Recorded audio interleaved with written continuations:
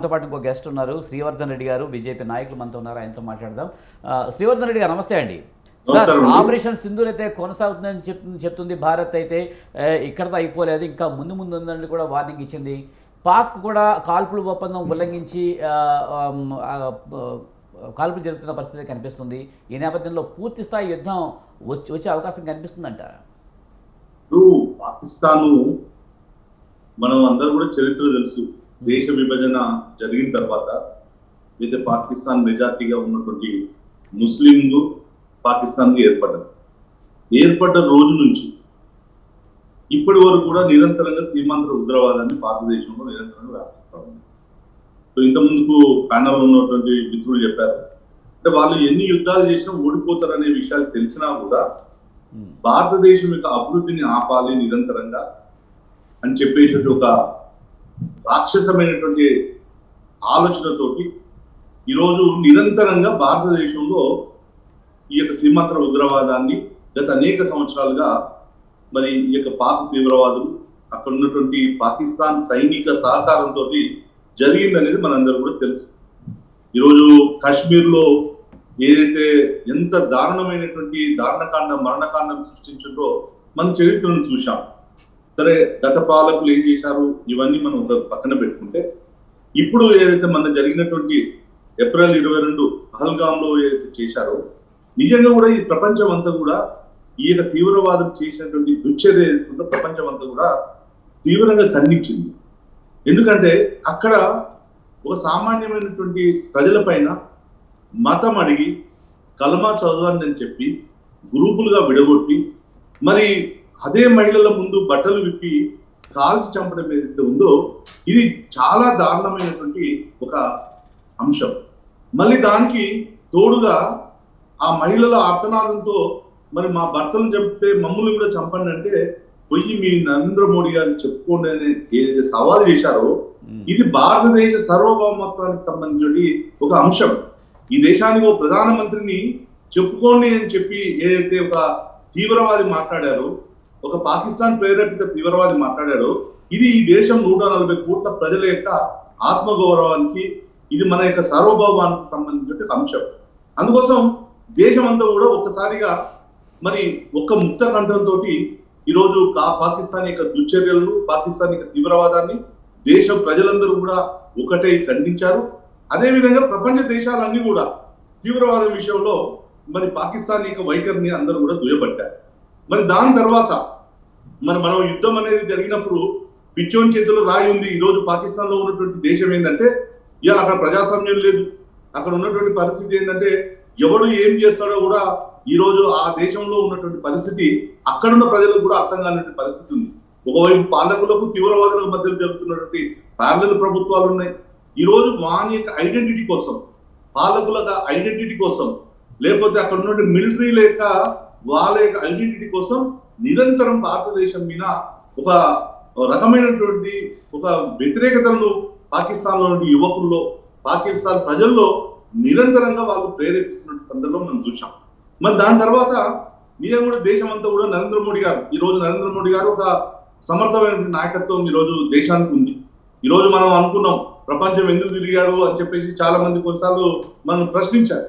కానీ ఇవాళ ప్రపంచం అంతా కూడా మోదీ గారు చెప్పినట్టు విషయాల కోసం కావచ్చు, భారతదేశం చెప్పిన విషయంలో అనేక దేశాలు మరి మన వైపు మద్దతు ఉన్నాయి. ఈవెన్ చైనా కూడా ఫస్ట్ ఒక రకంగా మాట్లాడింది. చైనా కూడా మళ్ళీ ఏమన్నది, పాకిస్తాన్ తీవ్రవాద విషయంలో మేము భారత్ను సమర్థిస్తామని చెప్పేసి, అంటే చర్యల విషయంలో సమర్థిస్తామని చెప్పింది. సో మనం నిన్న జరిగినటువంటి ఏదైతే ఆపరేషన్ సింధూర్ ఏదైతుందో ఇది చాలా స్పష్టంగా ప్రపంచానికి మనం చూపించాం. పాకిస్తాన్ లో ఏదైతే గత అనేక సంవత్సరాల నుంచి మా దేశంలో తీవ్రవాదులు లేరు, తీవ్రవాద శిబిరాలు లేవు, ఇదంతా కూడా ఉట్టిది అని చెప్పేసి మరి ప్రపంచానికి చెప్తున్న పాకిస్తాన్ కు మనం టార్గెటెడ్ గా చేసి 9 ప్లేసులు ఏవైతే ఉన్నాయో ఆ యొక్క 9 స్థావరాలను ఈరోజు టార్గెట్ గా చేసి మనం దాన్ని అటాక్ చేశాం. ఎక్కడ కూడా సివిలియన్ మీద, అంటే ప్రజల మీద చేయలేదు. ఏ యొక్క పాక్ ఆర్మీ మీద మనం మన యొక్క యుద్ధం చేయలేదు, అంటే మన యొక్క దాడులు చేయలేదు. సో ఈ 9 దాడుల తర్వాత మనమే చూసాం, మొత్తం మీడియాలో చూసాం, ఎవడైతే మసూద్ అజార్ అనేటోడు మరి తీవ్రవాదాన్ని పొంచి పోషిస్తున్నాడో వాని కుటుంబం అంతా కూడా దాంట్లో 14 మంది చనిపోయారని చెప్పేసి మనం చూసాం. ఇప్పుడే ఈ రోజు కూడా కాందహార్ హైజాక్ లో ఎవడైతే మరి ప్రధానమైన పాత్ర పోషించినటువంటి వాడు కూడా ఈరోజు చనిపోయాడని చెప్పారు. మరి వీళ్ళందరినీ అడిగినప్పుడు ఐక్యరాజ్య సమితి కావచ్చు, అమెరికా కావచ్చు, మరి ప్రపంచ దేశాలు అడిగినప్పుడు ఏం చెప్పారు? మసూద్ అజార్ అనేటువంటి మా దేశంలో లేడు అని చెప్పారు. ఈ యొక్క కాందహారు హైజాక్ చేసినటువంటి తీవ్రవాదులు ఎవరు కూడా మా దగ్గరలో లేరు అని చెప్పినటువంటి ఈ పాకు ఇది నిజమని చెప్పేసి మనం ప్రపంచానికి ఈరోజు భారతదేశం చూపించింది. సో భారతదేశం ఎప్పుడు కూడా మన యొక్క మొత్తం చరిత్ర మొత్తంలో కూడా ఎప్పుడు ఏ దేశం మీదకి మనం సొంతంగా దండయాత్ర చేయలేదు. గత వేల సంవత్సరాల చరిత్రలో చూసుకున్నా ఇప్పుడు చూసుకున్నా కూడా అది. సో మరి పాకిస్తాన్ ఏం జరగాలి? కొంత రివ్యూ చేసుకోవాలి.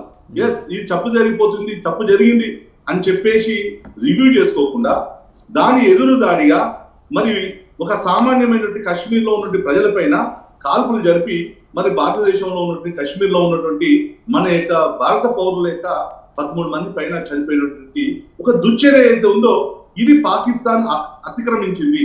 సో పాకిస్తాన్ ఇలా అతిక్రమించింది కాబట్టి దానికి ధీటుగా ఈరోజు మన యొక్క సైనికులు, మన యొక్క ఆర్మీ, లేకపోతే మన యొక్క రక్షణ రంగం పాకిస్తాన్ లో ఉన్నటువంటి ఒక 25 స్థలాలలో ఇవాళ మన యొక్క డ్రోన్ యొక్క దాంతో ఇలా అటాకులు చేసి అక్కడ ఉన్నటువంటి వాళ్ళ యొక్క డిఫెన్స్ సిస్టాన్ని కూడా మరి మనం ఈ రోజు అటాక్ చేశామని చెప్పేసి ఇప్పుడు మనం న్యూస్ లో చూస్తా ఉన్నాం. సో మనపై కూడా పాకిస్తాన్ అనేక రకాలైనటువంటి ప్రయోగాలు చేస్తే వాటిని సమర్థవంతంగా భారతదేశం యొక్క మన యొక్క 3 త్రివిధ దళాలు దాన్ని సమర్థవంతంగా ఆపిండు. సో ఇప్పటి వరకు మరి మన వైపు నుంచి అంటే భారత ఈ యొక్క డిఫెన్స్ ఈ యొక్క యుద్ధంలో లేకపోతే ఈ ఆపరేషన్ లో పాల్గొన్న వైపు నుంచి ఎవరు కూడా వాస్తవంలో ఒకరికి కూడా నష్టం జరగలేదు, ఒకరు కూడా చనిపోలేదు. కానీ ఒక సామాన్యమైన ప్రజల మీద పాకిస్తాన్ యొక్క తీవ్రవాదులు, పాకిస్తాన్ యొక్క బుద్ధి ఏదైతే ఉందో ఇది కాశ్మీర్ లో చంపడం అనేది ఇది చాలా నేరమైనటువంటి అంశం. సో దానికి తగినటువంటి జవాబు మనం ఇవ్వాల్సిన అవసరం ఉంది. ఇలా దేశంలో ఒకటే కోరుకుంటున్నారు, ప్రజలందరూ కూడా కోరుకుంటున్నారు. పాకిస్తాన్ ఎన్నిసార్లు చేసినా, ఎన్నిసార్లు అవకాశం ఇచ్చినా అది మారదు. ఎందుకంటే మనమందరం కూడా గమనించుకోవాలి, గజనీ మహమ్మద్ అనేటోడు ఈ దేశం మీద 17 సార్లు దండయాత్ర చేశాడు. ఈ ప్రతిసారి ఓడిపోయాడు. కానీ మనము చరిత్రను ఒకసారి మనం గమనించుకోవాలి.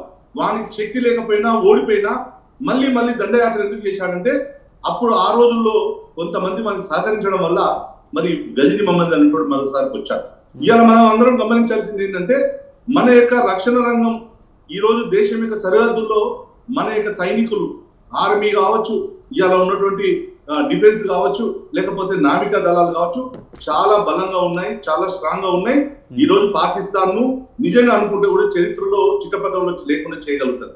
కానీ ఈ రోజు మనం గమనించింది ఏదైతే ఉందో గజనీ మహమ్మద్ అన్నట్టు ఆ రోజు వానికి శక్తి లేకపోయినా కూడా మళ్ళీ మళ్ళీ ఏదైతే దేశం మీద దండయాత్ర చేశాడో ఈ రోజు ఈ దేశంలో ఇప్పటికే మనం అందరం కూడా చూస్తా ఉన్నాం. ఈ దేశంలో స్లీపర్ సెల్లులు ఉన్నాయి, పాకిస్తాన్ కు అనుకూలమైనటువంటి వ్యక్తులు ఉన్నారు. ఈ దేశంలో అనేక మంది పాకిస్తాన్ నుంచి కావచ్చు, బంగ్లాదేశ్ నుంచి కావచ్చు, రోహింగ్యాలు ఈ దేశంలోకి ఎంట్రీ అయ్యి ఈ దేశం యొక్క పౌరులుగా ఇక్కడ ఐడెంటిటీ కార్డులు, ఇక్కడ రేషన్ కార్డులు, ఇక్కడ ఓటు కార్డులు ఇవన్నీ తెచ్చుకొని వాళ్ళ అవసరమైనప్పుడు విజృంభించి ఈ దేశంలో విధ్వంసం సృష్టించడం కోసం ఇవాళ ఇక్కడ కొన్ని శక్తులు ఉన్నాయి. ఆ శక్తులు ఈ రోజు బలహీనంగా పరచాల్సిన అవసరం ఉంది. అందుకోసం ఈ దేశంలో ఉన్నటువంటి ప్రతి పౌరుడు కూడా ఇది నా దేశం అనుకోవాలి, ఇది నా దేశం అని చెప్పేసి ఈ దేశం కోసం నిలబడాల్సిన అవసరం ఉంది. ఎందుకంటే ఇక్కడ అంతర్గతంగా ఉన్నటువంటి శత్రువుల వల్లనే మనకు చాలా సార్లు ఇబ్బంది కలుగుతుంది. మనం చూసాం ఈ రోజు మన జరిగినటువంటి పహల్గామ్ లో కూడా ఎవరైతే బయట నుంచి పాకిస్తాన్ నుంచి వచ్చినా మరి వాస్తవంగా లోకల్లో కొంతమంది అక్కడ స్థానికుల్లో ఉన్నటువంటి కొంతమందిని అది భయపెట్టి కావచ్చు, లేకపోతే ఏదో విధంగా వాళ్ళ సహకారం చేసింది కాబట్టి వాళ్ళు దాడులు చేశారు. అదే విధంగా ఇక్కడ కూడా ఎవరైతే స్లీపర్ సెల్లులు ఉన్నాయని చెప్పేసి మనం చూసాం, అది చాలా మందిని పట్టుకున్నాం. మన గుజరాత్ లో చాలా మందిని మళ్ళీ చూసినప్పుడు చాలా మందిని కూడా మనం వెనక్కి తీసుకుపోయాం. అట్లా వెస్ట్ బెంగాల్లో కావచ్చు, ఈరోజు హైదరాబాద్ లో కావచ్చు, అనేక ప్రాంతాల్లో ఉంది అని చెప్పేసి ఇవాళ వస్తుంది. కాబట్టి మరి అన్ని రాష్ట్ర ప్రభుత్వాలు, ఇక్కడ ఉన్న పోలీస్ యంత్రాంగం కావచ్చు, అందరం కూడా అన్ని వర్గాలు కూడా అన్ని మతాలకు సంబంధించిన వ్యక్తులను కూడా ఇవాళ దేశం అనే దాని కొరకు, నేషన్ ఫస్ట్ అనే దానికోసం మనం నిలబడాల్సిన అవసరం ఉంది. ఇప్పుడు ఏదైతే ఉందో అది మరి మునుముందు యుద్ధం జరగాలని అనేది జరగకూడదు అనేది పాకిస్తాన్ యొక్క చేతుల్లో ఉంది. పాకిస్తాన్ ఒకవేళ పశ్చాత్తాపం చెంది మరి మేము ఏదైతే మా దేశంలో ఉన్నటువంటి వ్యవహారాలు ఏదైతే ఉందో ఇలా అక్కడ ఆల్రెడీ అంతర యుద్ధం ప్రారంభమైంది, పాకిస్తాన్లోనే అంతర్ యుద్ధం ప్రారంభమైంది. ఇలా భారతదేశం దగ్గర శక్తి ఉంది, మన దగ్గర మన ఆ యుద్ధాన్ని చేయడానికి మన దగ్గర అన్ని రకాల వనరులు ఉన్నాయి. కానీ ఇలా పాకిస్తాన్ ఏదైతే మరి అది ఆలోచించకుండా పాకిస్తాన్ కావాలని మరి అతను కూడా మాట్లాడారు, ఇలా మేము యుద్ధం చేస్తున్నాం అంటే మాకు అనేక దేశాల నుంచి మాకు ఒత్తిడిలు వచ్చినాయి కాబట్టి మేము చేస్తున్నాం అని చెప్పేసి అన్నారు. కానీ పాకిస్తాన్ ఆలోచించాల్సింది ఏంటంటే ఇవాళ వాడు ఆ దేశ ప్రజల గురించి, వాళ్ళ యొక్క సెల్ఫ్ సస్టైన్ గురించి, వాళ్ళ డెవలప్మెంట్ గురించి ఆలోచించాలి. కానీ భారతదేశం మీద నిరంతరంగా ఈ సీమాంతర ఉగ్రవాదాన్ని నిరంతరం ప్రోత్సహిస్తూ దేశంలో అలజడులు సృష్టిస్తూ ఇలా దేశాన్ని డెవలప్మెంట్ పోకుండా చూడడం కోసం ఏదైతే ప్రయత్నం చేస్తుందో దాన్ని మనందరం కూడా ఖండించాల్సిన అవసరం ఉంది. మనం మోదీ ప్రభుత్వం వచ్చిన తర్వాత 370 ఆర్టికల్ రద్దు చేసిన తర్వాత ఈయన కూడా కాశ్మీర్ లో మళ్ళీ డెవలప్మెంట్ స్టార్ట్ అయింది. కాశ్మీర్ లో పర్యాటకులు రావడం స్టార్ట్ అయింది. ఇవాళ కాశ్మీర్ అనేది ఒక అందమైనటువంటి ప్రపంచంలో ఒక అందమైన ప్రదేశంలో ఒక అద్భుతమైనటువంటి ప్రాంతం కాశ్మీర్ యొక్క లోయలు.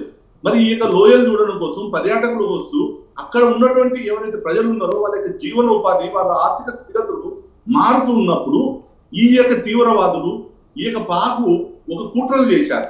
ఇవాళ అక్కడ ఉన్నటువంటి ప్రజలు మరి సస్టైన్ అయితే, వాళ్ళ డెవలప్మెంట్ అయితే మరి మనం చెప్పేటువంటి చర్యలు చేయరు, మనం చేసేటువంటి ఈ యొక్క దుర్మార్గమైనటువంటి పనులకు వాళ్ళు సహకరించారు అనే ఒక ఉద్దేశంతో ఇవాళ ఈ డిస్టర్బెన్స్ చేయాలని చెప్పేసి ఈ రోజు ఈ యొక్క పాకిస్తాన్కి కుట్రలు ఉన్నాయి.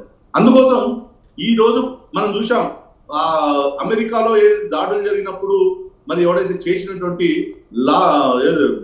లాడేను ఎక్కడ దాక్కున్నాడు? ప్రపంచం మొత్తంలో వాడు పాకిస్తాన్ ఏం చెప్పింది? మా దేశంలో లేదన్నారు. చివరికి ఎక్కడ దొరికాడు వాడు? లాడేను కూడా దొరికింది ఎక్కడ? పాకిస్తాన్ లోనే దొరికాడు. ఇలా అనేక మంది తీవ్రవాదులకు ఎక్కడ ఉందంటే పాకిస్తాన్ ఇలా అడ్డగా మారిన పరిస్థితి ఉంది. అందుకోసం యుద్ధం అనేది పూర్తి స్థాయి వచ్చినప్పుడు భారతదేశం మన యొక్క ఇంత ముందుకు మరి ఇక వారు చెప్పారు, నేను మాజీ సైనికుడిని, నేను పిలిపిస్తే నేను దేశం కోసం వస్తా అని చెప్పేసి. ఈ దేశంలో అనేక మంది ఆ విధమైనటువంటి సైనికులు ఉన్నారు. నేషనల్ లో అంటే ఆర్మీలో రిటైర్ అయిన వాళ్ళు కాదు, ఈ దేశం కోసం చనిపోవడం కోసం జాతీయవాదులు అనేక మంది ఉన్నారు, యుద్ధం చేయడానికి అనేక మంది ఉన్నారు. సో ఈ దేశం అంతా కూడా ఒకవేళ ఈ యుద్ధం కంటిన్యూ కావాలనుకుంటే పాకిస్తాన్ యొక్క చేతుల్లోనే ఉంది. విరమించుకోవాలి అని అనుకున్నప్పుడు పాకిస్తాన్ ఒక స్టెప్ జరిగి దాన్ని రివ్యూ చేసుకోవాలి. రెండవది, ఈసారి ప్రభుత్వం 2 విధాలు చేస్తుంది. మనం ఎక్కడ కూడా మనం అటాక్ చేస్తలేం వాళ్ళ మీద, కానీ జవాబు ఇవ్వాల్సిన పరిస్థితి ఉంది కాబట్టి 100% మనం జవాబు ఇస్తా ఉన్నాం. రెండోది, పాకిస్తాన్ కు సంబంధించిన అనేక అంశాలను మోదీ ప్రభుత్వం మరి సింధు జలాలను ఆపడం కావచ్చు, మిగతా విషయాలు అనేక రకాలుగా ప్రపంచంలో వాళ్ళకి మద్దతు రాకుండా ఉండడం కోసం ఐక్యరాజ్య సమితి కావచ్చు, ఈ రోజు వాళ్ళకి ఎవరైతే మద్దతు ఇస్తున్నట్టు అనేక దేశాలతో కూడా మనం చర్చిస్తున్నాం. ఈ యొక్క తీవ్రవాదం అనేది ప్రపంచంలో ఏ రూపంలో ఉన్నా అది మొత్తం ప్రపంచాన్ని కాల్చివేస్తుంది. సో ఈ తీవ్రవాదాన్ని తుడముట్టించాల్సిన అవసరం ఉంది. ఈ రోజు అందరం కూడా మనం చూసాం, ఒకటే నిమిషం, చాలా వీడియోలు మనం చూసాం. వీడియోలు చూసినప్పుడు నిన్న కూడా అక్కడ ఉన్నటువంటి ఆర్మీ యొక్క అధికారులు కావచ్చు, ప్రభుత్వ అధికారులు కావచ్చు, ఎవరైతే స్థావరాల్లో చనిపోయినటువంటి తీవ్రవాదులు ఉన్నారో వాళ్ళ దగ్గరికి ఏ విధంగా పోతారు వీళ్ళు? అంటే పోతున్నారు అంటే అక్కడ ఉన్న ఆర్మీకి, ఇక్కడ ఉన్న తీవ్రవాదులకు దాదాపు ఈ రోజు 80,000 మంది పైన తీవ్రవాదులు పాకిస్తాన్ లో ట్రైన్డ్ అయ్యి ఈ రోజు ఒక మానవ బాంబులాగా తయారయ్యి అక్కడ ఉన్నటువంటి పరిస్థితి ఉంది. అక్కడ ఉన్న ప్రభుత్వం చేతుల్లో కూడా లేదు. అందుకోసం తీవ్రవాదాన్ని పూర్తిగా తుడముట్టించాల్సిన అవసరం ఉంది. దానికోసం ప్రపంచం అంతా కూడా భారతదేశం వైపు నిలబడాలి, భారతదేశాన్ని సమర్పించాలి, పాకిస్తాన్ యొక్క తీవ్రవాదాన్ని కూకటి వేళ్ళతో తొలగించాల్సిన అవసరం ఉంది.